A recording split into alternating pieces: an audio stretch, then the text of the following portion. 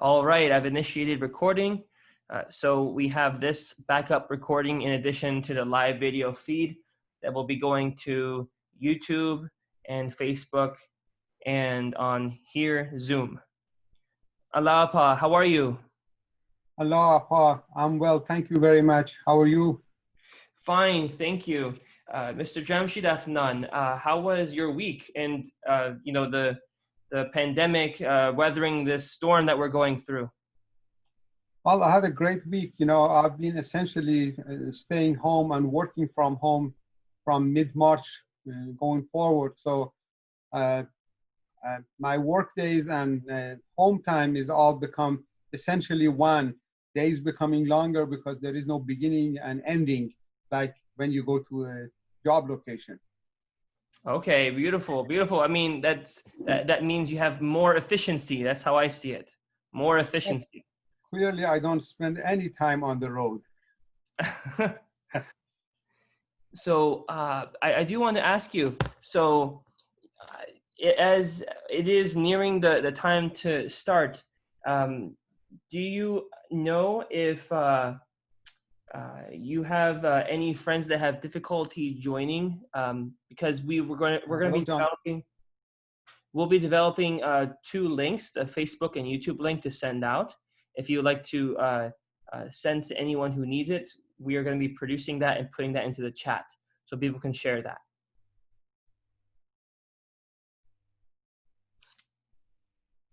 Uh-oh, there's an image freeze.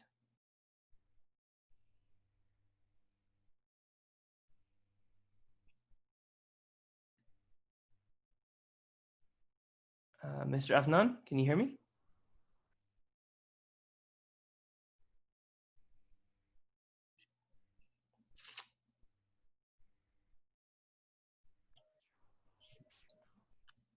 Jeremiah, what just happened?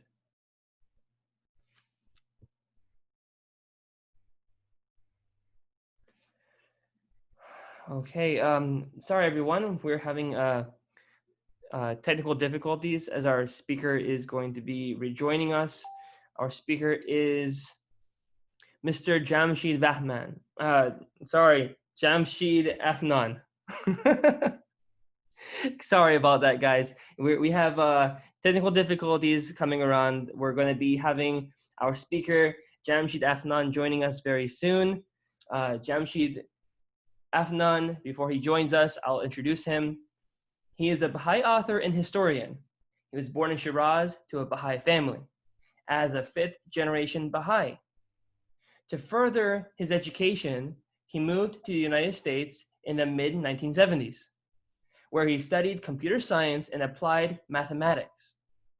He has been married to his wife, Nazli, for 33 years and has 2 children, a daughter and a son. Jamshid has always been interested in history, especially the history of the Babi and the Baha'i faiths, transformation in the Baha'i community of Iran.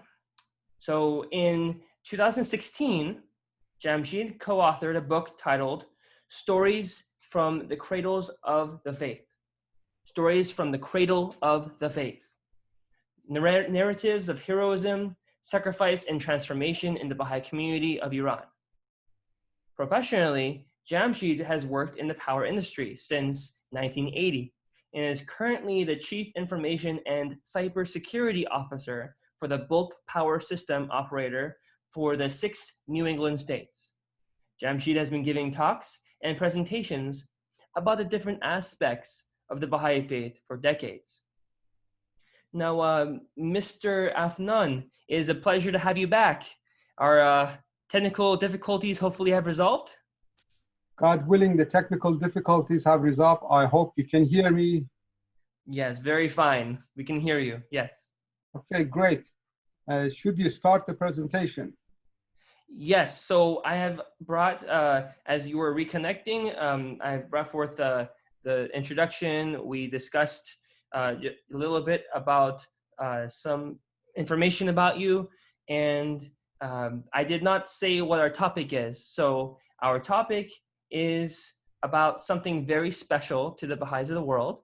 And next year, we'll be celebrating the anniversary of the centenary of the passing of Abdu'l-Bahá, who is the eldest son of Baha'u'llah, the successor of Baha'u'llah, and the center of the covenant for not just the Baha'is of the world, but we believe for this eternal faith of God, eternal in the past and eternal in the future. Now, the Baha'i community is in the process of building a shrine for the earthly remains of Abdu'l-Bahá, and this is planned for dedication in November of 2021. So we're talking not this year, not this November, but November 2021. Now, the Shrine of the Bab was built with a great deal of difficulty. The Bab is the forerunner, the herald of the Baha'i faith. And the difference in scope, the Bab, when his remains were first interred, it was years after his martyrdom.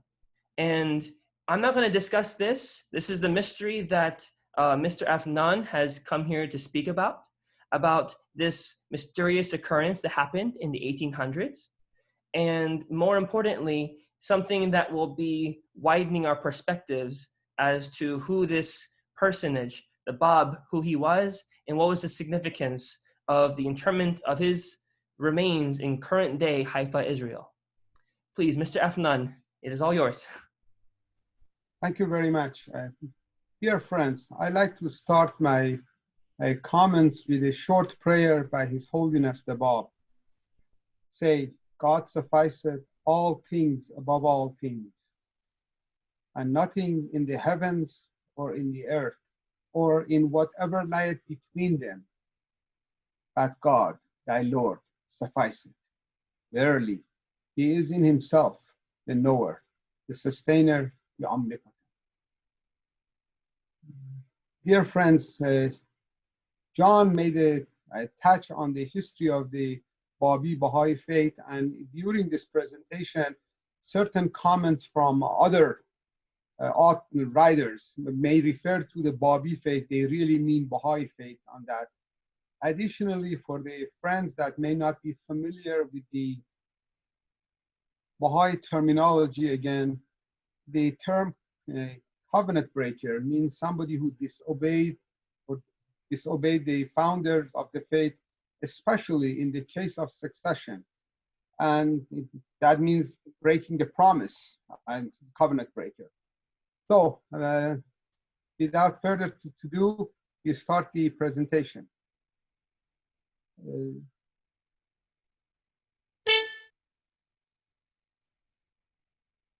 What you see here is the painting of the colony of Haifa in 1877. This was what Haifa would have looked like during that period. And the Baha'u'llah had made 4 visits to Haifa. The first one in 1868, which was a very short visit, and his stay, he was as a prisoner being transported toward the prison of Akka, and it was a very short stay. Then his other stays were in 1883, in 1890, and 1891. Of course, we are going to be focusing on the last visit of Baha'u'llah to Haifa, which that visit lasted 3 months. He lived in the house of Hayas Abed, and the tablet of Carmel, which is a roadmap for the prosperity of mankind, was revealed during that stay.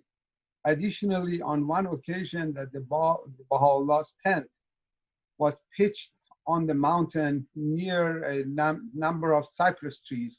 You see the circle of cypress trees on this old photo of Mount Carmel.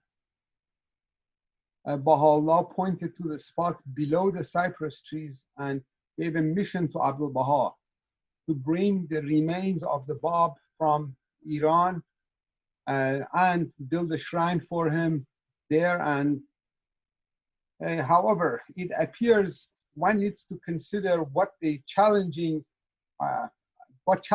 Abdu'l-Bahá had ahead of him. Number one, the remains of the Bab was in the hand of the Baha'is. because after his martyrdom, the authorities threw the remains at the edge of the moat, and the Baha'is, Babis slash Bah, there were no Baha'is at the time. Babis, I took that, and he was in hiding in the hands of the Baha'is. However, the authorities in Iran had no, would have loved to gotten their hand over the remains of the Bab. As you know, they were very disrespectful to the remains of others, and I have no doubt they would have been disrespectful toward the remains of the Bab had they gotten a hold of it. The other challenge was the Baha'is themselves, out of their love and respect for the remains. If they would find out where the remains were, they would have tried to go pray and show respect toward the remains. And as the numbers would build up, the authorities would have found out about it. So this was very challenging, that while certain people needed to know, the number of people that were aware of it had to stay very, very controlled. Additionally, Abdu'l-Bahá himself was a prisoner and an exile. He did not have a great deal of material means, and even the piece of land on the mountain did not belong to him. He had to purchase that. So all of those were challenges that Abdu'l-Bahá was faced with. Now, come to today, and frankly, if you look right on the side of the shrine of the Bab, you see the same cluster of the cypress trees, and of course the shrine that has built. And much of our conversation today would be related to the time that the remains of the Bab arrived in Holy Land. This is the showing the details of the locations of the shrine of the remains of the Bab since his martyrdom all the way to when he was buried in the bosom of Mount Carmel. However, my conversation would be from the essentially January 31st, 1899, when the remains arrived in Holy Land going forward. The other conversation is a different presentation and outside of the scope of our conversation today. The remains of the Bab arrived in the Holy Land by sea with the ship named Julie. Of course, on the day of its arrival, January 31st, 1899, certain cleric in Akka had passed away, and he was very famous and well loved by the people of Akka. So the majority of the inhabitants of Akka had gone to the funeral of the cleric. As a result, in the customs office, there were only a couple of guards there. And once they realized that the boxes, including the box that contained the remains of the Bab, belonged to Abdu'l-Bahá, they allowed it to go through. The person responsible for bringing the remains of the Bab was this gentleman here, which is Mirza Asadullah Isfahani. He was a brother-in-law of Abdu'l-Bahá. This photograph was taken, of course, in the United States some years later. You see in the background people with the Western clothing. And then the remains were transferred to the house of Abdullah Pasha. This is the back of the house of Abdullah Pasha that was at that time the residence of Abdu'l-Bahá in Akka. And within the house, it was taken to the room belonging to Bahiyya Khanam. Bahiyya Khanam is the older lady in this photograph, and she is the sister of Abdu'l-Bahá. The reason I selected this picture, the room is the same room that the remains were hidden in there. I had heard people making the assumption that the remains must have been located under her bed. However, knowing that she was extremely respectful when she would leave the room, it was as if she was leaving a shrine.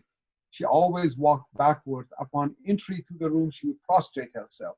It would have been very unlikely that he was under the bed. Also, some of the relatives of the Bab that were in difficult times were visiting Holy Land. And during their visit, she allowed them to have a pilgrimage to the remains of the Bab in her room, meaning to the box of the remains, of course.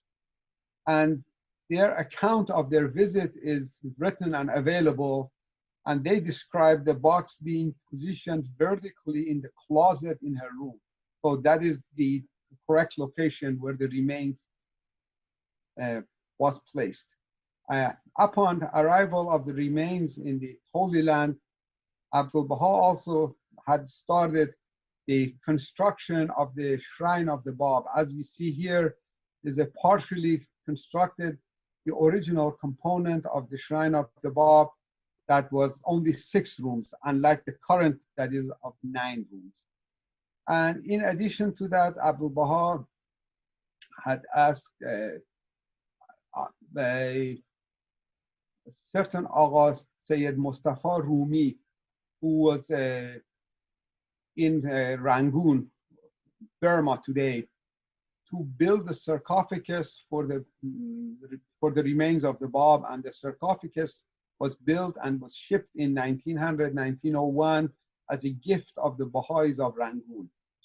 Additionally, it is an interesting point to be learned that Meshkin Qalam, the celebrated calligrapher of the faith, had asked Abdu'l-Bahá and been given permission to produce the designs on the sarcophagus. And he did the design, and up to that point, Meshkin Qalam used to sign his work as servant of Bab and Bahá Meshkin Qalam. However, in this case, he signed his name as servant of Abdu'l-Bahá Meshkin Qalam.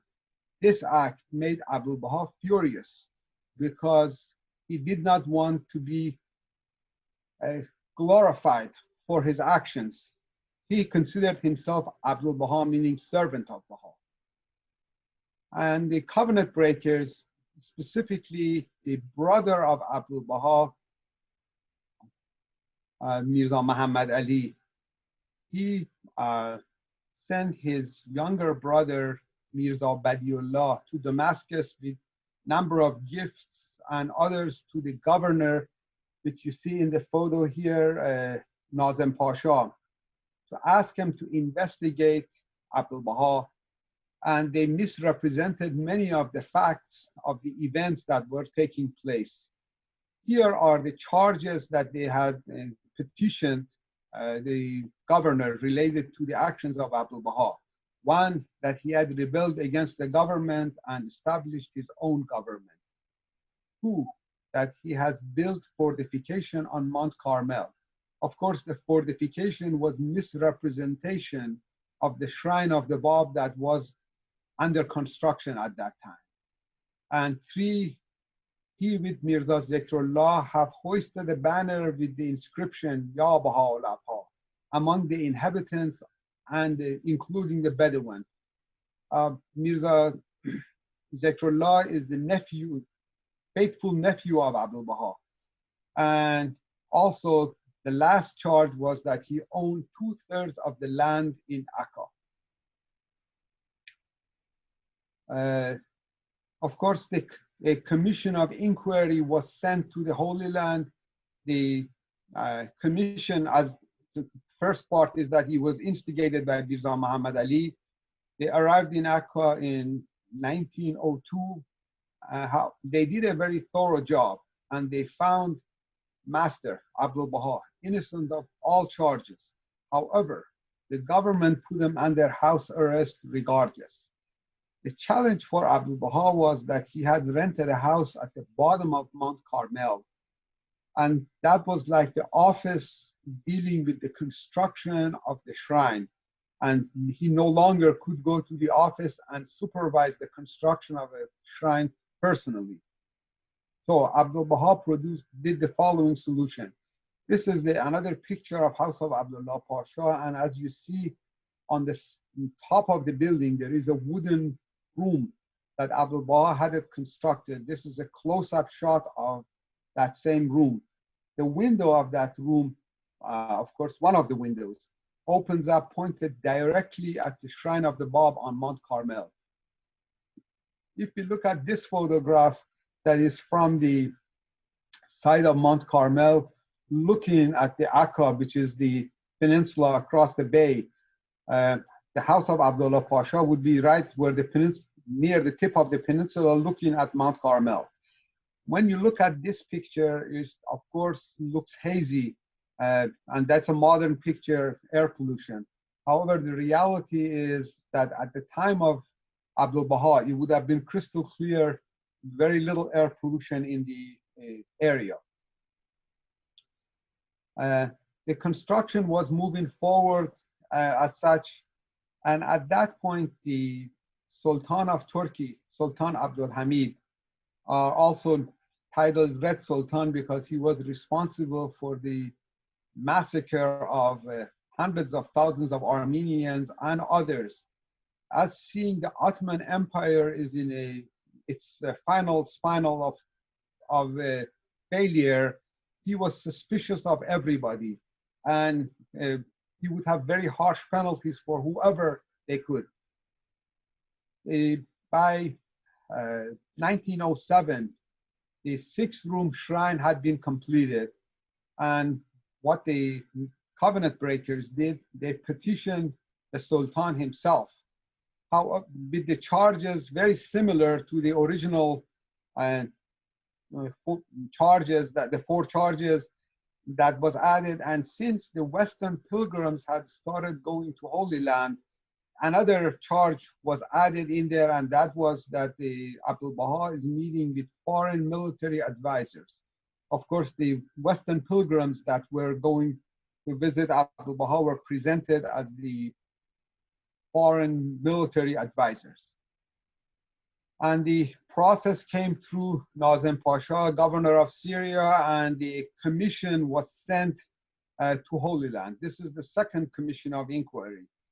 The second commission arrived in the winter of 1907. It included 4 Ottoman officers as its member. It was highly influenced by the covenant breakers, specifically Mirza Muhammad Ali. And it was rumored that they were about to exile Abdu'l-Bahá to Africa, specifically Fizan in Tripoli, which is part of Libya in modern times, or execute him. And they kept Abdu'l-Bahá under house arrest, and during that period, they also assigned many spies around the house of Abdu'l-Bahá, so anybody reaching or approaching Abdu'l-Bahá's house was reported. And they had put such a fear among the locals that no one would dare approach the house of Abdu'l-Bahá, including the poor that Abdu'l-Bahá had been supporting for many years. The commission themselves also stayed in the house of Abdul Ghani Beydoun, which was a neighbor and a friend of the Mirza Muhammad Ali, and behind the scenes, he would have contact with the commission.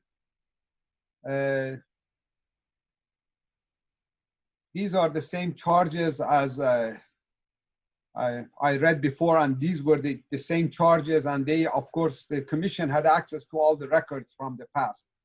Abdu'l-Bahá, the commission wanted to meet with Abdu'l-Bahá, however, Abdu'l-Bahá refused to meet with the commission, and instead wrote a letter to the Sultan himself. And in there he states that he has not met with the commission, and here we hear the words, the gist of what Abdu'l-Bahá had written to the Sultan. You will find his responses to the charges quite interesting. He has rebelled against the government and established his own government. The reason that I am grateful to the members of the commission for the above accusations is that by their first complaint, they have, in reality, praised me and attributed great powers to me. How can a prisoner and an exile establish a new government? Anyone who could do that deserves to be congratulated. He has built fortifications on Mount Carmel. Similarly, by their second complaint, they have also commended me by ascribing to me extraordinary capabilities. It would be a miracle for one who was a captive in the hands of the authorities to build fortifications strong enough to be capable of withstanding bombardment by powerful naval ships. He, with the help of Mirza Zikrullah, have hoisted a banner with the inscription of Ya Baha'u'llah among the inhabitants, including the Bedouins. But one is surprised by their third complaint, for how is it that many government agents posted all over the country have failed to see the banner which has allegedly been hoisted among the inhabitants of these lands? Perhaps during the last 2 years these officials have been asleep, or some angels have blinded their eyes. He owns 2/3 of the land in Akka. Concerning the fourth complaint, that I own most of the land in Akka and neighboring villages, I am willing to sell them all for the small sum of 1,000 liras.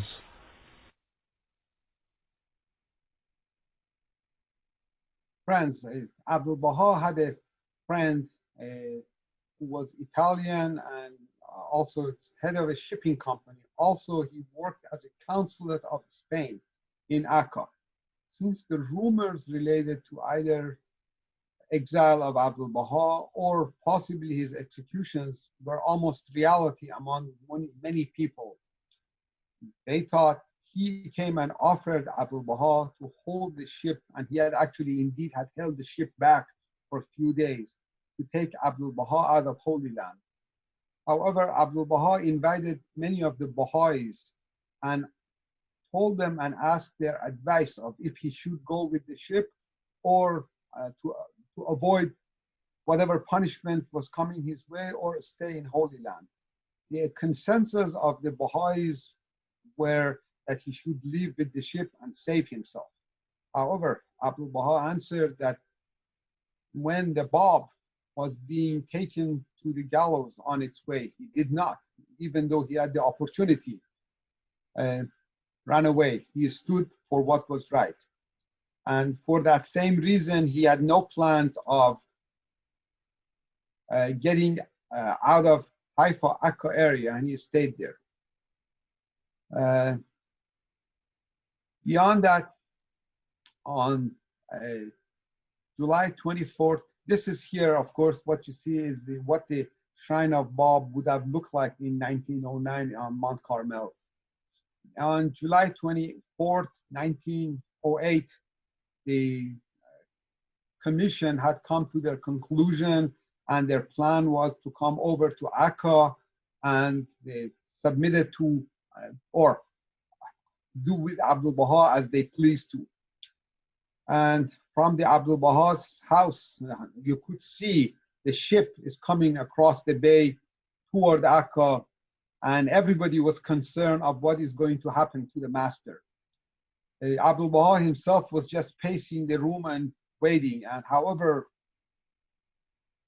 when the ship got midway through the bay, it turned and went into the sea and disappeared from the sight.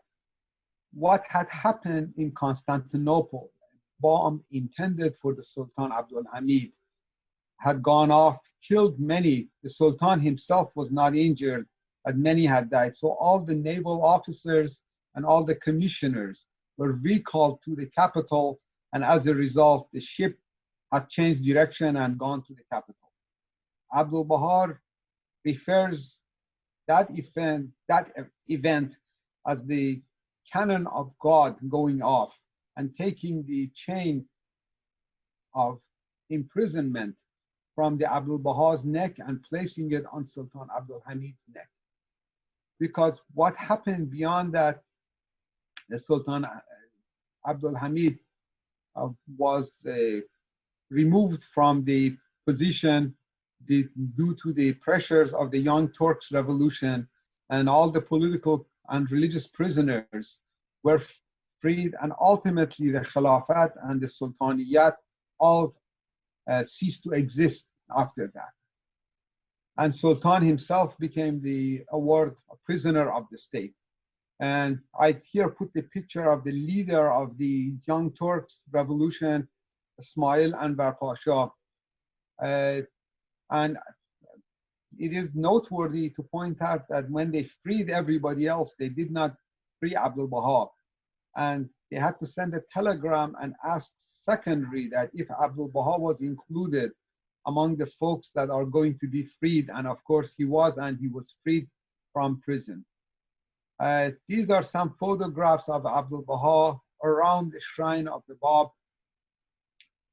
Of course, the shrine, shape of the shrine was a simple 6-room building.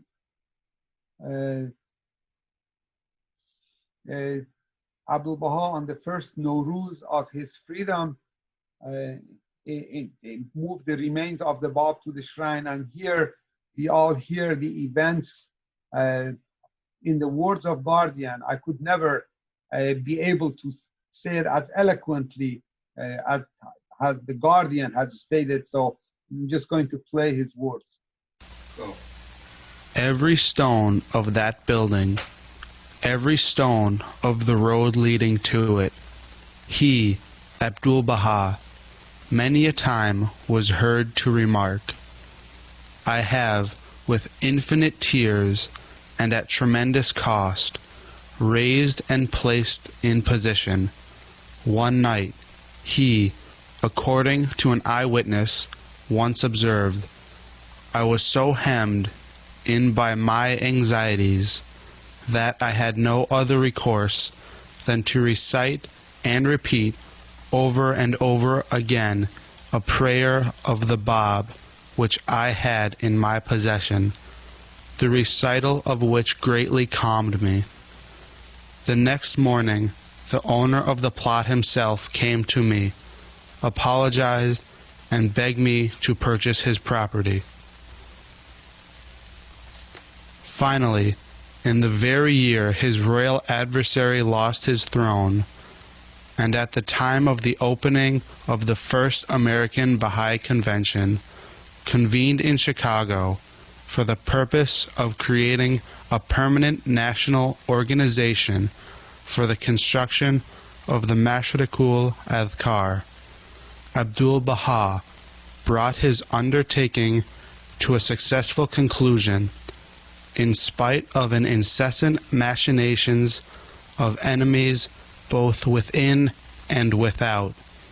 On the 28th of the month of Safar, 1327 AH, the day of the first Nowruz, which he celebrated after his release from his confinement, Abdu'l-Bahá had the marble sarcophagus transported with great labor to the vault prepared for it, and in the evening, by the light of the single lamp, he laid within it, with his own hands, in the presence of believers from the east and from the west, and in circumstances at once solemn and moving, the wooden casket containing the sacred remains of the Bab and his companion.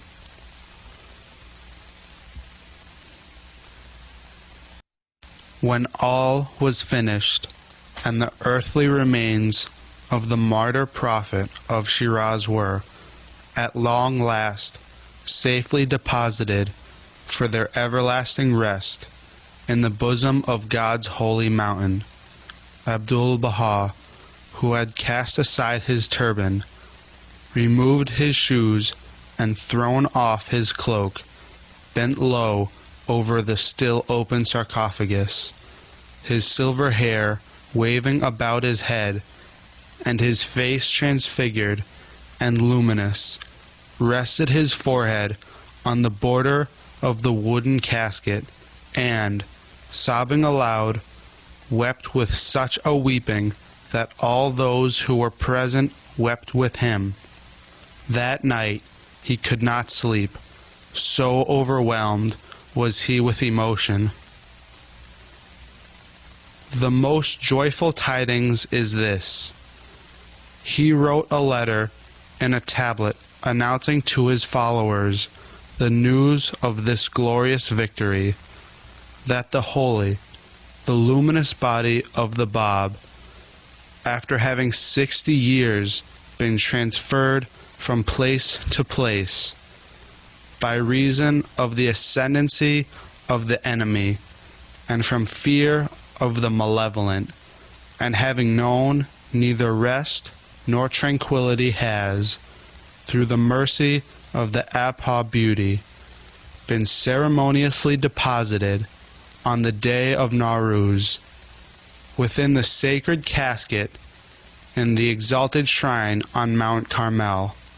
By a strange coincidence, on the same day of Nowruz, a cablegram was received from Chicago announcing that the believers in each of the American centers had elected a delegate and sent to that city, and definitely decided on the site and construction of the Mashrikul Azkar.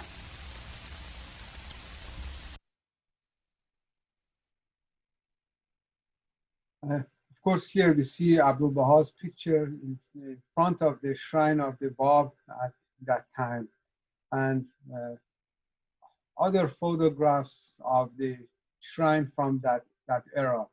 Also, these couple of pictures are from dawnbreakers, and they are the views of the shrine. Unfortunately, they are not as clear as I had hoped, but they are the pictures of the shrine at night. As you see, Mount Carmel is not developed at all during the time that the picture was taken. This is another picture. Of course, we see the shrine up middle of the mountain, and as you see, none of the mountain, even top of the mountain, have been developed. Now, going forward, Jamal Pasha, who was the commander of the Turkish Fourth Army Corps, was put in charge of the control of the Syria. This is, of course, after the Young Turks' success. He was a very vicious individual, and he had threatened to crucify Abdu'l-Bahá and destroy the shrines of Bab and Baha'u'llah. And he was on his way to go ahead and fight in Egypt, to capture Egypt.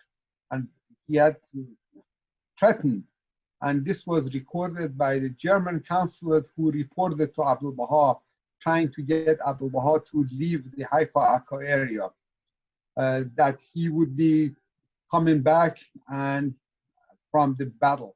However, he lost the battle, and none of those plans came to pass. And Abdu'l-Bahá had predicted that none of those would come to pass.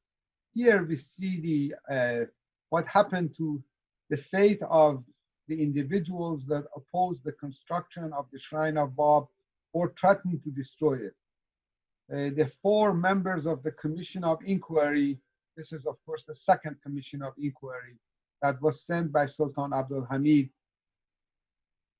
and their plan was the destruction of the shrine on Mount Carmel. Suffered the fate. One was shot, another one was robbed of all his possession, the third was exiled, and the fourth was sank into the abject poverty. The individual that was shot was in Egypt, and he had approached the Baha'is in Egypt and asked for money and help. They contacted Abdu'l-Bahá and asked Abdu'l-Bahá if he was going to provide them help. And Abdu'l-Bahá told them, any help you could, please provide them. However, by the time they tried to help him, he had already been shot. Of course, Mirza Muhammad Ali, who was the arch covenant breaker of Baha'u'llah, also the chief instigator of all these activities that took place against the Abdu'l-Bahá and obstructing building of the Shrine of the Bab, himself was stricken by paralysis and lived to see every hope he had cherished dash into the ground. Now, we're coming many years forward, and this is the time of the Guardian 1940s. And Guardian had decided to improve or build on the shrine of the Bab. And he had asked, and there were 4 architectural drawings that different architects had developed. Mason Remy was the architect that came with the plan of building a superstructure over the existing building. A secondary design was put together by Sutherland Maxwell, who was a Canadian architect. That here you see the drawing of Mr. Maxwell's on how he would see the building of the shrine. And Guardian adopted the design of Mr. Maxwell, and the construction of the superstructure began in 1952. As you see here, the additional excavation had taken place, and the 9 rooms of the shrine had been added in there without the superstructure. The March of 1952, the octagonal components of the shrine of Bab was completed. And on March 4th, the Guardian described the plan for marble colonnades and circle of the shrine of the Bab and intermediate steps of the building of the shrine. Here we see a photograph, of course, of the shrine that the superstructure is being built and partially completed. And going forward, this is the workers are working on the roof of the superstructure. And further, you see here the dome as it's being covered and being completed. This photo was taken in 1953. And here we see the worker installing the golden tiles on top of the shrine and preparing the shrine. And we see a photograph, of course, from the city of Haifa and the partially completed shrine on the top. And this picture was, I believe, taken in 1950. It can't be right. 1950, I'm sorry. And this is what, of course, currently the shrine looks like. And 1953, 29th of April, in a moving ceremony, Guardian Shoghi Effendi placed a silver box containing the fragment of a plaster from the ceiling of the Bab's cell in Maku under the tile of the golden dome of the shrine of the Bab. Now here we're going to spend some time about the details on the significance of each room within the shrine of the Bab. Here is a slide that describes the names of each of the gates to the structure of the shrine of the Bab. Of course, as you see, the center room is where the remains of the Bab is buried, and the Abdu'l-Bahá's tomb has been for nearly last 99 years in the room in the front here next to the Bab Ashraf. Additionally, here you see a numerical value of each of the rooms of the shrine of the Bab. Of course, as you see, the center room is valued at 5, and the Abdu'l-Bahá's remains is at room that is number 9. However, interestingly, when you added any direction, the sum of the numbers of each cell adds up to 15, both horizontally, diagonally, or vertically. And additionally, if you add all the numbers within every cell, the sum would be 45. And we see the significance of these numbers. If we use the Abjad numerical system, the word Eve, or in Persian and Arabic, Habba, is 1 plus 6 plus 8 or 15. And Adam or Adam, its numerical value is 45, the sum of all the cells. Additionally, the word Bab in numerical value is 5, and Baha, the numerical value would be 9, which multiplied 5 times 9 would be 45. And this is the significance of each of the rooms within the shrine of the Bab.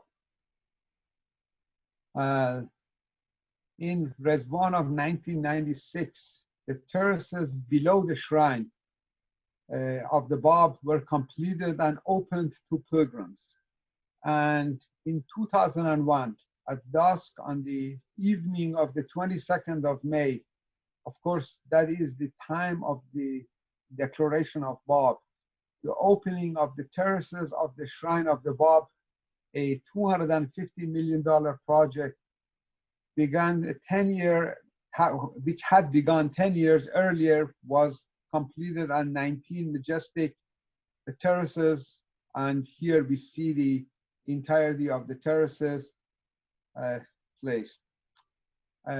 Additionally, we see another photograph here of the shrine of the Bab, and of course the cypress trees circle located on the horizon. This is a modern time photograph of the shrine of the Bab, and this is the evening picture of the same shrine with the terraces lit up, and in this photograph is the interior of the shrine of the Bab that we are looking at. And that brings us to our original chart that we had related to the where the location of the remains was.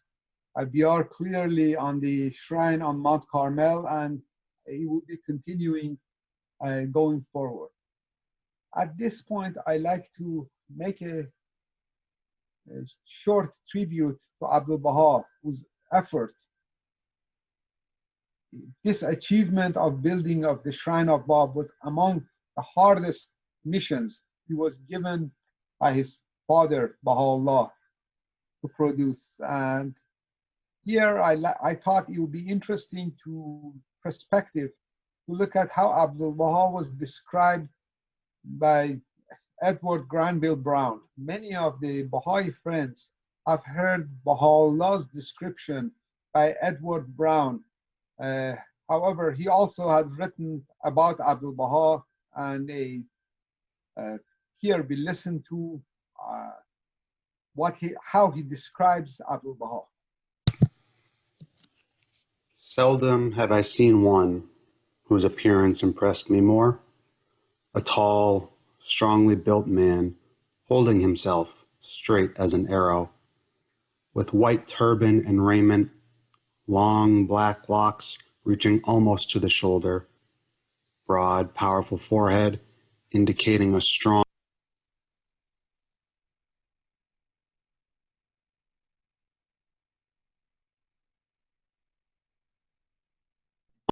intellect, combined with an unswerving will, eyes keen as a hawk's, and strongly marked but pleasing features, such as my first impression of Abbas Effendi, the master, Agha, as he par excellence is called by the Babis. Subsequent conversation with him served only to heighten the respect with which his appearance had from the first inspired me.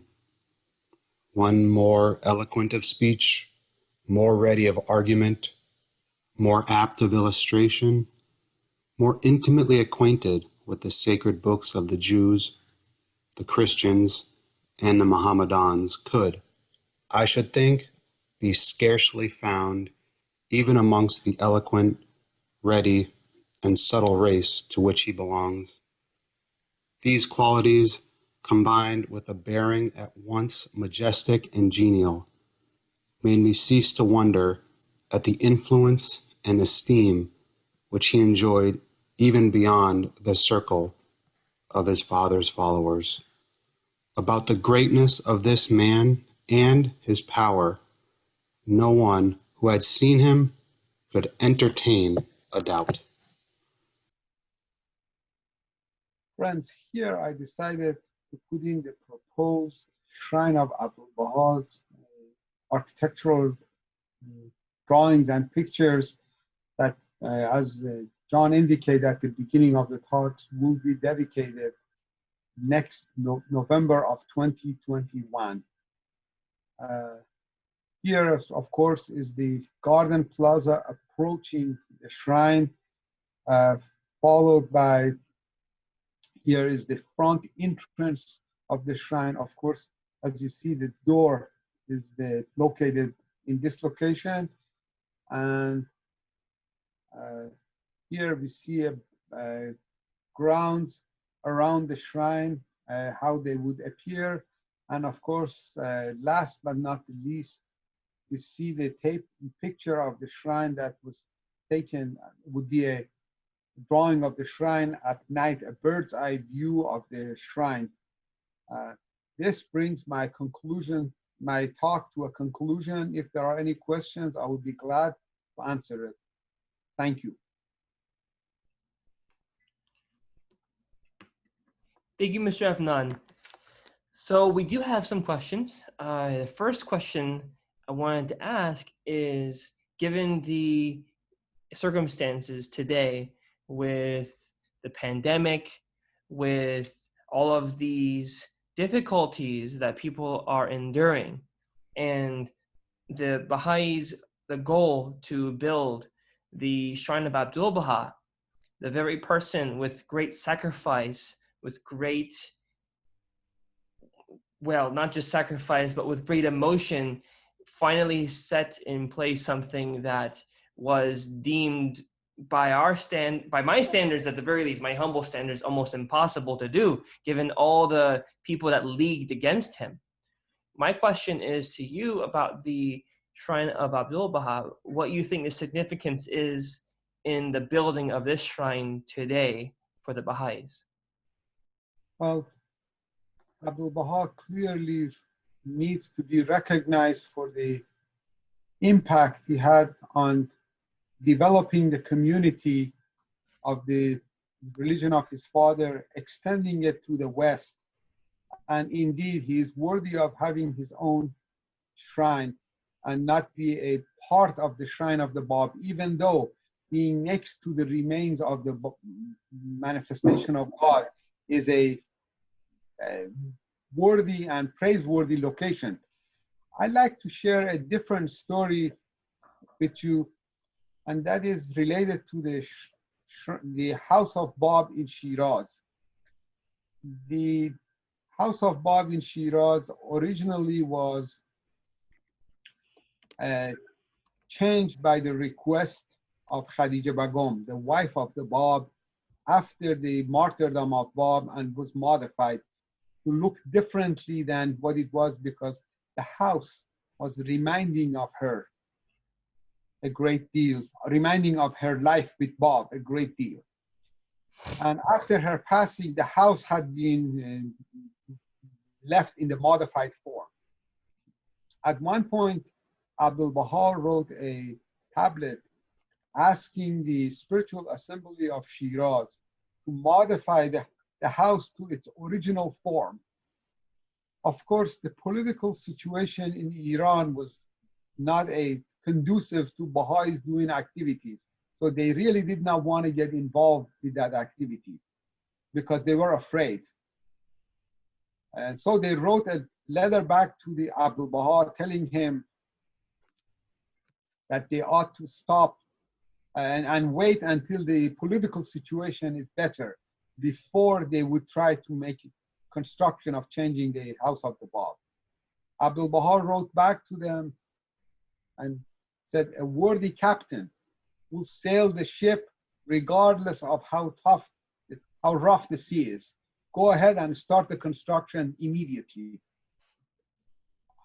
Of course, there were a reason that later on became apparent. Among the builders of the house and a relative of the Bab who was involved in modifying the house from the original shape back to the modified version was still alive, and he helped in the construction and making the house back to what it was. Remember, there were no architectural drawings at that point. And once the house was done, shortly thereafter, he died. It brings me to the point, a righteous captain would sail the ship no matter what the conditions. So the pandemic, this and that, are the rough seas that we need to sail the ship through. Yes, That is very beautiful, and I agree. That being said, there is a question from Mr. Alex Boyson from Norway. His question is, how could the coffin be stored vertically in a closet, if he understood correctly, concerning the presumably loose fractured contents? That was his question. Okay, of course, we got to remember that the remains had been placed in the box some 50 years earlier. And they were clearly, I have no doubt, while there is no place one will find detailed discussions, they were wrapped in the shroud. And in addition to the shroud, they had added flowers. Suleiman Khan himself went out and put flowers around the remains. And on one occasion, and this is somewhat lengthy, but in one occasion that the box was outside of the hand of the Baha'is and somebody broke into the box, a piece of the clothing or the shirt of the Bab was cut out of the coffin, and the coffin was packed again. That piece of clothing is today at Baha'i archives. If you go in there, you see a bloody, with a bullet hole shirt of His Holiness the Bab that is present. That is where it comes from. I suspect the box, because of the transportation, it could not be always kept horizontally. Additionally, on many other places that it was hidden in walls, which it means it was hidden in a vertical form.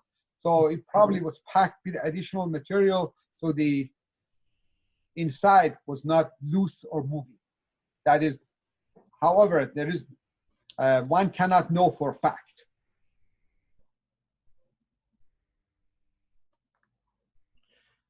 So we had a message from one of the participants who said that the golden tiles were made in NL, in a city called Utrecht.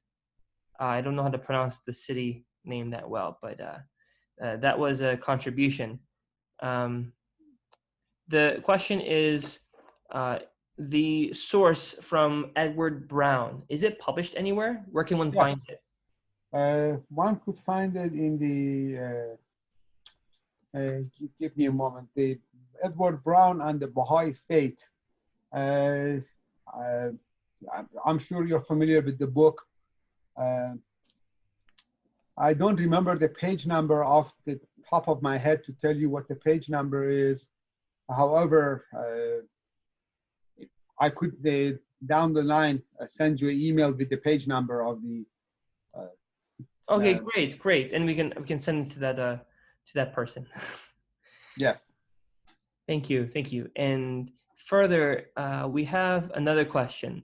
So, with regards to the shrine of Abdu'l-Bahá that's being built today, the question is about the money that's being spent. So right now they've raised, for example, 6 million. What is the goal to actually finally build that shrine for Abdu'l-Bahá?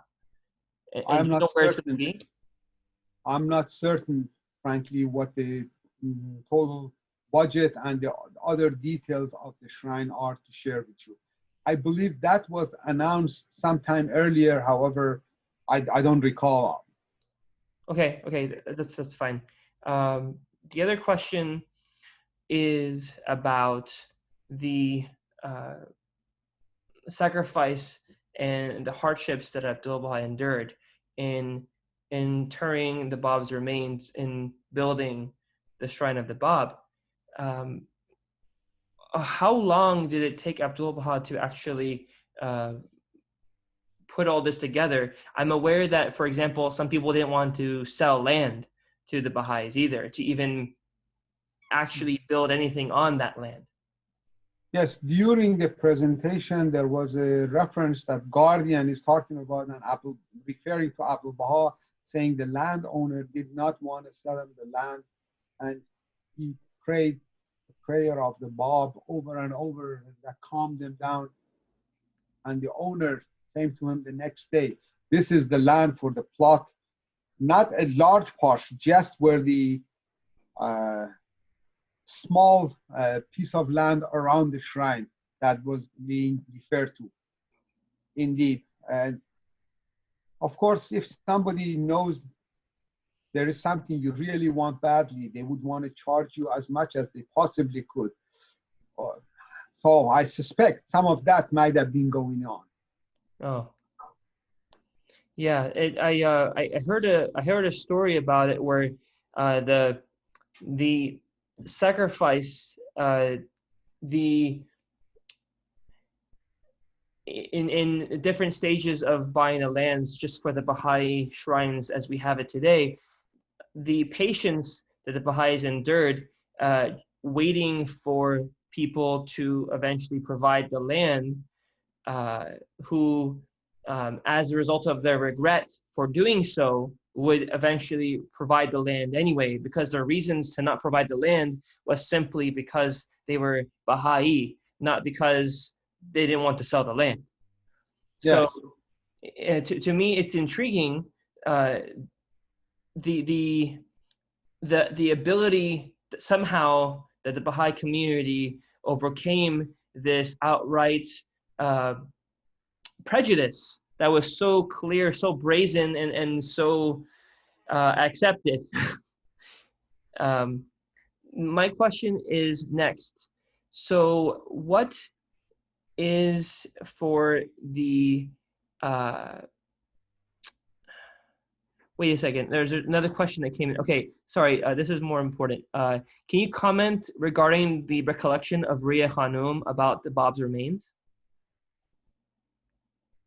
Okay, the recollection meaning, I assume the time that she allowed certain believers to have a pilgrimage to the remains. That is what in my presentation I touched on it. Certain members of relatives of the Bab, members of the Afnan family, where they lived at that time in Egypt, and they had a business, they were pioneering in Egypt. However, their business was pillaged because of religious prejudice, and all their earthly possessions were removed. Abdu'l-Bahá called them to stay in Holy Land, and while they were staying, they were clearly agitated. And Ruhiya Khanum, to help calm them down, allowed them to have a pilgrimage to the remains of the Bab that was in a, as we discussed, in a box in the closet. And the account of that, one of them actually has written the account of their stay in Holy Land, and that is in detail described there, and that is what I was referring to. I'm sorry, I said Ruhiya Khanum, I meant to say Baha'í Khanum. Sorry, slip of the tongue. No, that was that was the question that was asked. So that was my fault. Sorry about that. No problem. The next question is about. So I'm actually provided information from someone who's aware, per the Baha'i News Service. Work presses on at the site for the shrine of Abdu'l-Bahá, as per the World Baha'i News Service. Despite slowdowns in aspects of the project to ensure the safety of personnel on the construction site, foundational work advances and nears completion. So that's great. Yes. My question to you now is, do you know about the significance of the Bab's mission and the interment of his remains, the significance of this in terms of religious history? I haven't heard of anything of this nature happening in religious history, where something so intricate, so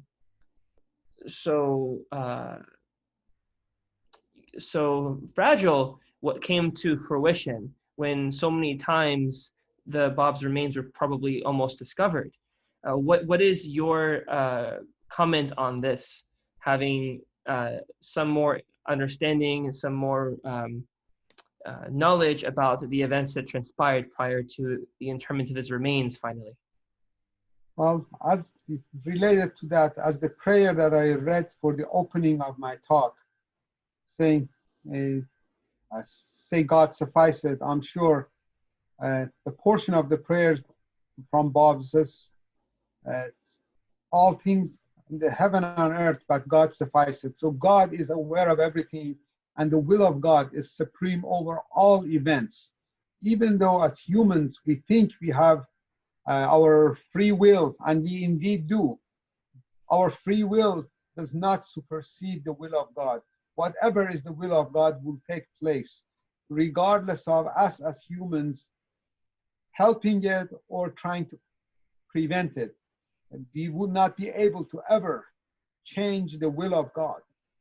And this discussion can become philosophical and quite in-depth and probably beyond the scope of our conversation today. However, at the end of the day, it was the will of God, and the significance is actually retrieval and hiding of the remains of the Bab and moving it in place to place is among the very first actions of what is to become the Baha'i community. And it was a well done indeed, because remember, the authorities were looking for the remains. The friends wanting to show their respect toward the friend who put it at the danger of being discovered. And to begin with, the reason that the retrieval of the remains was a successful endeavor, you got to look at the parties involved. The clerics at the time thought that they believed that if the Bab was a holy person, the wild animals would not attack his remains. And they wanted to prove otherwise. Now, the soldiers that they had to run away and did not protect the remains. Protect is a funny word. Watch so it would not be stolen or removed. Had done that, and they wanted to hide that fact. And as a result of that, after the remains were removed, the clerics were happy because they claimed that the animals had consumed it, so it couldn't have been a manifestation of God, a prophet of God, the Bab. The soldiers were happy because they had done, in quotes, their job. So they were, well, and the Babis, by having no one look for it, they were happy. So that resulted in the successful, that the remains were taken to the silk factory. And that's a, as I said, quite involved discussion, especially if one wants to look at the details of who, what, when, and where.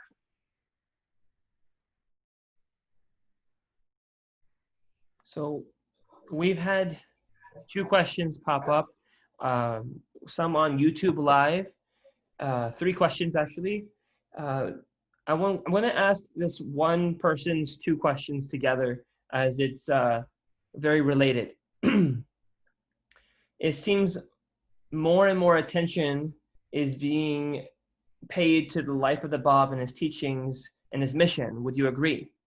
And then the second part of the question is, how should we think of the Bab in the light of the Baha'i revelation? And I think that what you just mentioned partially answers that question already.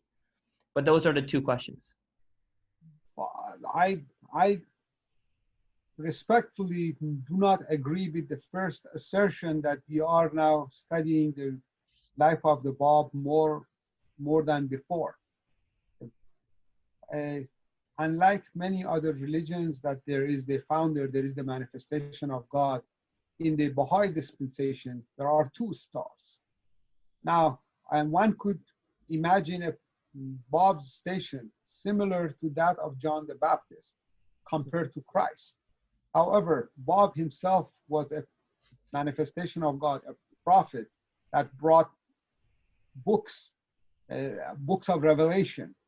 If we look at the Bab was very meticulous in keeping track of his writings.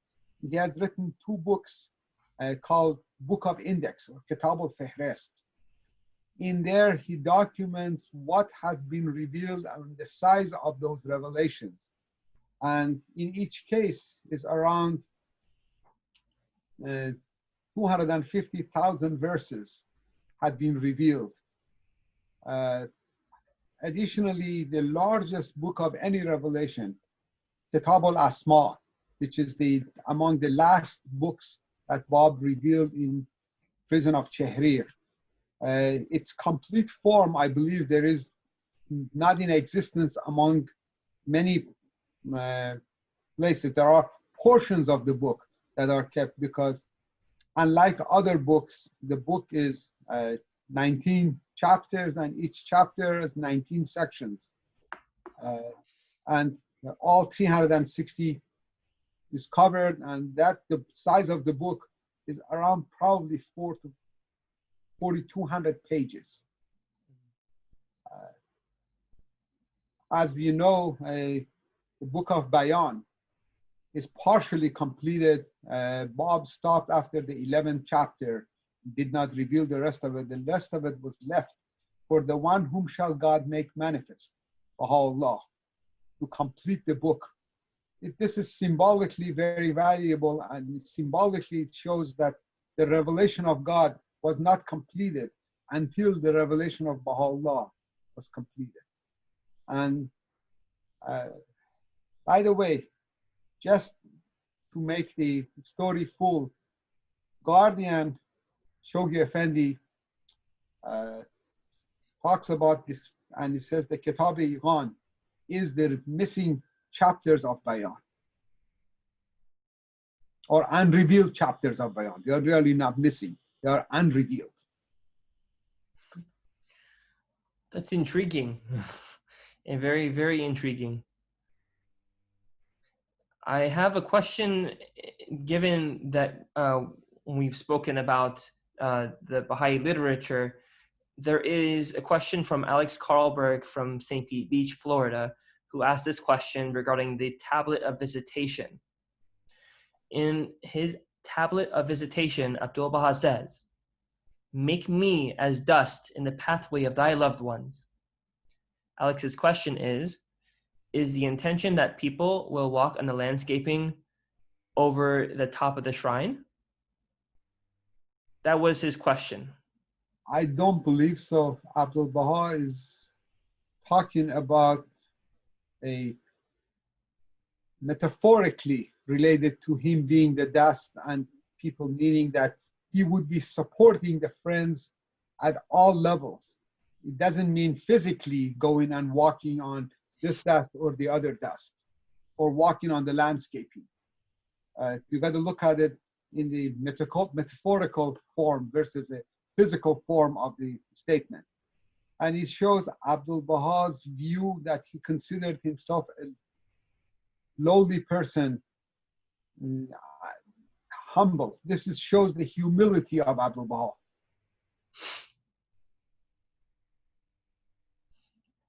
And his love for the friends. Yes, very much so. The words that Abdu'l-Bahá have used has always emulated that humility indeed.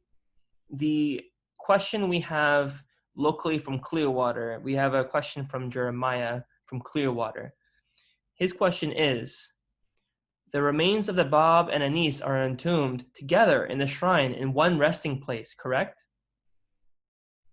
That is absolutely the case. That goes back to the day of the martyrdom of Bab. As I'm sure you're aware, remains of the Bab, or the body of the Bab and Anis, who was trying to shield the Bab by his body, received 250 bullets. Remember, the type of weapon that was used then was the muskets. And muskets don't hit the target well, but when they hit the target, they do immense amounts of damage. So the two remains were essentially one as a result of the attack, as a result of the execution of Bab, the method that they choose to do that. So separating was nearly impossible. And that is why the Anis will always, his remain and Bab's remain essentially became one, especially in the area of the mid-body, the chest. Mm-hmm.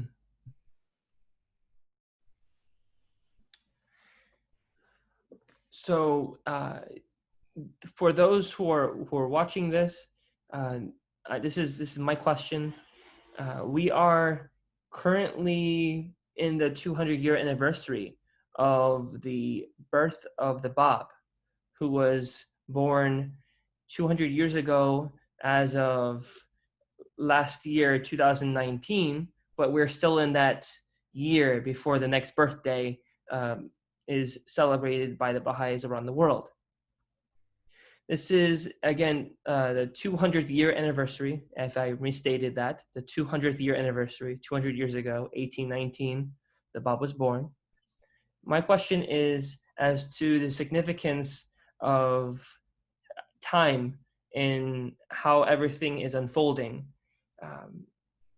It's very intriguing to me that when the Bab was first martyred, there was a plague and a dust storm that completely shrouded, that overtook the city of Shiraz, something that was recorded, right? Well, that was city of Tabriz, maybe. Sorry, in Tabriz, excuse me. As a result of speaking and being intent on the question, I completely misstated that. Tabriz, indeed. Tabriz being the city that the Bab had been martyred in. Shiraz being the city where the Bab was born, for those watching. The question that I have is, it's 200 years after the birth of the Bab, and for the first time ever in world history, we have a pandemic that has caused nations to tremble, people seized in fear and in agony. The whole economy of this world, it's not per se in shambles, but it is definitely teetering and tottering far more than anyone has ever seen, as visibly as it is so. My question is, given all this tumult, this earth-shaking reality that we're living in, what is your perception given the timeliness of this event?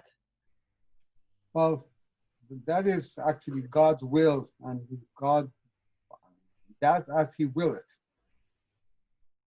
Related to the challenges that humanity is facing based on the Baha'i writings, until we come to a recognition of the unity of humanity, unity of religion, and the challenges of the humanity will increase until such a time that people will come to the recognition they come. And many of those are done in the hands of the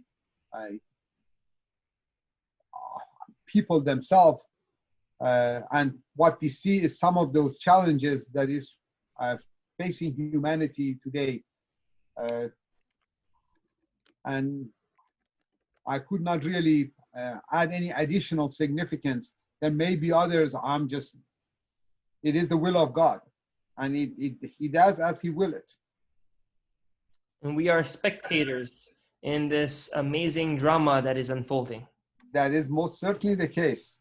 All we can do is be prayerful and do what is asked of us, and wish for the best. And the best doesn't mean what we think is the best. I like to clarify that. Yes. Yes.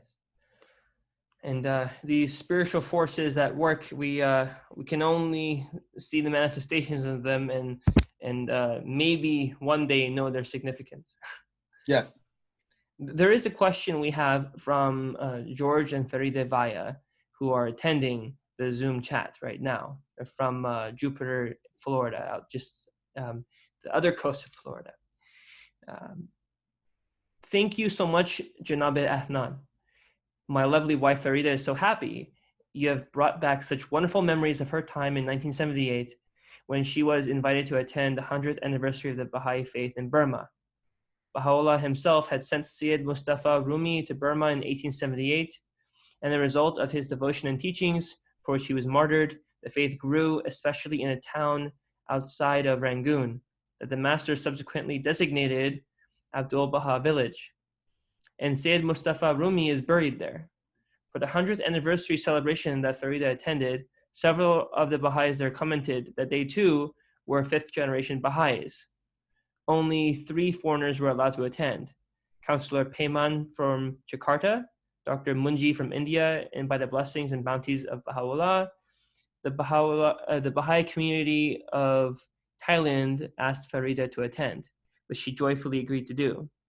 The Burmese government allowed these foreigners to attend on the condition that they do not talk during the ceremony. So Farida's question is, Janab Afnan, have you ever been to Burma, now Myanmar? Somewhere in their records, that of George and Faride, they have the cable and pictures from what wonderful celebration in what was then Burma.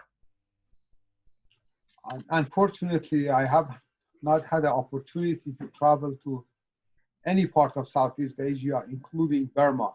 However, given the change of circumstances, I would love to be able to travel to Burma. And thank you for clarifying the details related to the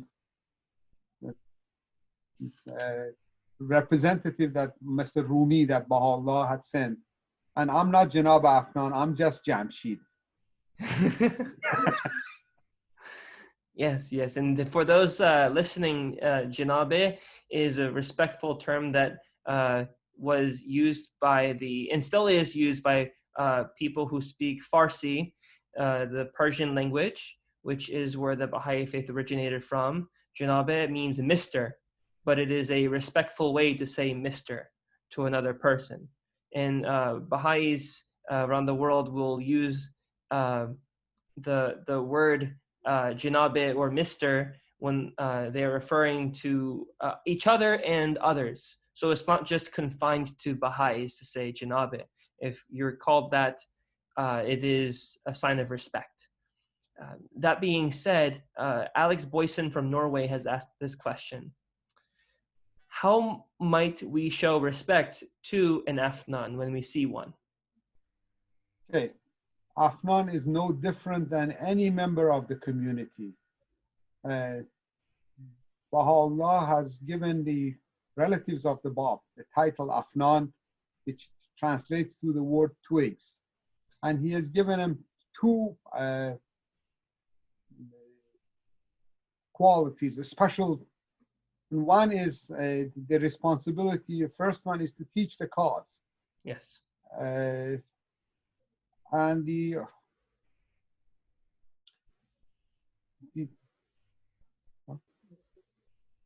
second, at the moment, escapes me. However, there is no position that Afnan has beyond the actually to help humanity is the other responsibility that Baha'u'llah has given the Afnan, to help humanity and teach the cause. And there is no additional position, and I'm just a lonely member of the Baha'i community, and that is all there is, and every other member of the Afnan would be in that same category. No, that's why I said my name is not Janabe, it's just Jamshid. Well, that is a very excellent point, because a lot of people coming from different backgrounds and understandings, they come from, of course, backgrounds where this is not clear. So it is a very beautiful thing that the Baha'is have this clear teaching from Baha'u'llah, and well, from the Bab himself, with his own humility, he also was remarkably known for this beautiful knowledge that we have, these gems of wisdom and understanding. That being said, another question is asked as to, and this is just a general question, another question is asked as to the station and title of the Bab and the station and title of Baha'u'llah and their relationship to one another in terms of the shrines that we have in Haifa. What is the significance of having the shrines in Haifa in Israel today? clearly, if we go back, I'm going to try to answer the last question first and then last part of the question first. If the Baha'u'llah's exile or Baha'u'llah being located in Akka, even though it is far, far removed from where he was born, and it would be unlikely that he would have even traveled to Akka. If we go to the Islamic traditions, the station that Muhammad and Imams identified for the Akka shows the significance of Akka. Mainly, you find a number of those. Baha'u'llah himself refers to them near the end of the epistles to the son of Wolf, those traditions related to Akka that I'm referring to. The Islamic traditions in general, you know, there is a question in some cases of how valid they are. However, if a manifestation of God has quoted them, in my mind, there is zero reason to believe that there is any question related to those. So why would Akka be significant if it was not for the fact that the manifestation of God would live and stay in Akka? Additionally, the mountain of God from Jerusalem and was moved to Mount Carmel. And that is the heart of Mount Carmel, of course, is the remains of the Bab. And Baha'i faith is actually interesting and unique in this regard, that our holy places and administrative places are co-located in the same place. We do not distinguish between those because even our administrative places are spiritual activities. That is why they are co-located. Now, coming to the station of Bab and Baha'u'llah. Bab, of course, was a manifestation of God in Baha'i terminology, and as in his lifetime, he predicted or he foretold the coming of the one. The term he used is the one whom shall God make manifest, and he was, of course, referring to Baha'u'llah. If we look in his book of laws, the Bayan, we find the references to the one whom shall God make manifest is over 250 references to the one whom shall God make manifest. He was trying to prepare the community for coming of Baha'u'llah, the community of the Muslims, the world. And if we see the Baha'i laws were set up or were preparing some of the dogma that had become part of the life to be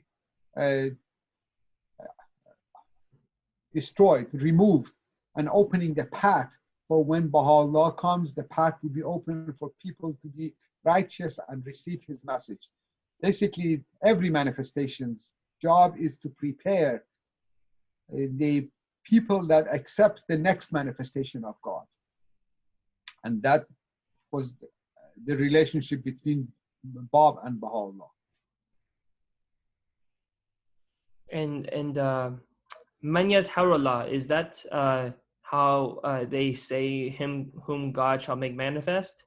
Well, slightly, you're very close, and this is most my fellow Iranians pronounce it this way, but it should be Man Yazharullah. And yes, it is the translation of the words, the one whom shall God make manifest. Thank you for the proper pronunciation. As I'm sorry, but you know, this I can't help it. No, that's exactly why I asked it. So we have a good pronunciation of that for people, English, Persian, what have you, speakers alike, to listen and hear it. Can you say it one more time? Man Yazharullah. And you know, the only people that would challenge you on it is somebody who speaks Arabic, because they would say this doesn't make, even though the pronunciation is very close. However, that is the Persian versus the Arabic pronunciation. Yes, but nonetheless, that is very, very beautiful. And thank you for sharing that nonetheless. And we have, I'm seeing comments, not questions, sorry. So This Of other course, the question, comments hopefully would not be to shut this guy up and throw him out. He doesn't know what he's talking about. no. So there's a comment. Someone said Haifa is not only the world center of the Baha'i faith, it is also the word center of Baha'í faith. The way that it was spelled, I had no clue until today. It just that's a very nice pun. Thank you, Mr. Vaya. Thank you. That being said, the question going back to the Baha'i faith being in Israel today, modern day Israel, it's true that not only was the remains of the Bab carried with the family of Baha'u'llah, with the Baha'is, but Baha'u'llah was sent there as an exile, as a prisoner, no? Indeed, the Baha'u'llah was the exile and a prisoner of the Ottoman Empire. Initially in Iran, Baha'u'llah was in prison in Siyah-Chal, which it means black pit. And after that, Baha'u'llah and his was exiled to Baghdad. And after that, again, Baha'u'llah and his family were exiled to Adrianople. And then after Adrianople, ultimately to the prison city of Akka, which is in the Holy Land, where we are talking about Haifa being across the bay from Akka. At that time, in the Ottoman Empire, Akka was the place that they sent political prisoners for a variety of reasons. Among them, the climate was really bad. Additionally, the moats around the city had not been drained and had been around for a long time, hundreds of years. As a result of the animals and other things dying in those moats and not being clean, there was a very foul odor in the area. It is said that the odor in Akka was so foul that if a bird flew over the city, it just died and fell out of the sky because of the foul odor of the city. And that is how Baha'u'llah ended up in Akka versus on his own will or his desire to arrive, to be sent there. He was sent there as a prisoner. And the decree of the Sultan that sent him not only sentenced him, but his entirety of his family were sentenced to be banished to the prison city of Akka. So there's a quote that I want to partially end on, which is about Akka. There's a quote that says, "Blessed the man that hath visited Akka, and blessed he that hath visited the visitor of Akka. Blessed the one that hath drunk from the spring of the cow and washed in its waters, for the black-eyed damsels quaff the camphor in paradise, which hath come from the spring of the cow, and from the spring of Salvan, and the well of Zamzam. Well, Zamzam, thank you. Well is it with him that hath drunk from these springs, and washed in their waters. For God hath forbidden the fire of hell to touch him and his body on the day of resurrection." That is an interesting quote from Islam. And Yes. again, thank you, Mr. Afnan, Mr. Jamshid Afnan, for joining us today. It was a very, very filling, very, not just illustrative, but very kind gesture that you were able to come, spend your time, take the time to make this presentation, and enjoy our company as well. Hopefully enjoy our company. All of us participating today. Thank you very much. And I'd like to thank everybody who had listened to this talk, and especially the organizers of the Zoom gathering in Clearwater that allows friends to learn, probably not from me because I'm just a lowly servant and don't know much, but other speakers, I'm sure, were very informative and insightful ideas being shared. And I'd like to thank everybody who spent their hour or hour and a half listening to what I had to share. Thank you. Thank you. And again, for anyone who wants to join us next week, this is Baha'i Adult Learning, happening every Sunday at 11 a.m. Eastern Standard Time. Right now it is EDT, as I've learned, because we practice daylight savings and others don't around the world. Next week, we have as is a question that just asked to us, we have a mystery presenter who we are actually, we have someone that we're right now going to be having to present, but we're just hashing out a few last details. And the presentation will happen next week, again, Sunday, 11 a.m. Eastern Standard Time, or EDT, given daylight savings. We will be continuing this throughout the duration of the pandemic.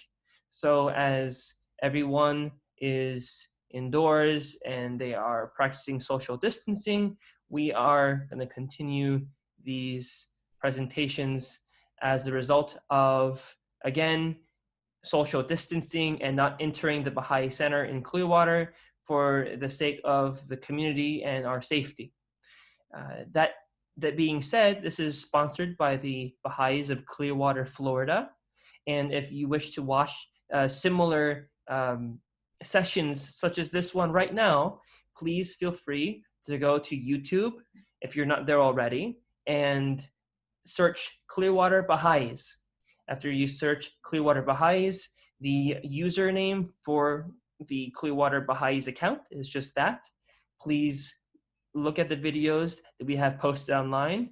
Quite a few of them will probably perk your interest, and you will probably be having a lot to watch at one time because you might not want to stop. That being said, we also have our Facebook page. If you go to www.facebook.com/ and the extension is well, we have two actually now, but it's Clearwater Baha'i Center. So if you go to facebook.com/ Clearwater Baha'i Center, you will be able to access these videos from these sessions that are posted on Facebook Live to share with your friends and family. Thank you again, Mr. Afnan, for joining us. And we wish you all from the Clearwater Baha'is a beautiful weekend. And again, please check out our videos, like this video, subscribe to this channel, and comment below any questions you have. We'll get back to you as soon as possible. Allah Apa, bye-bye. Allah Akbar, dear friends.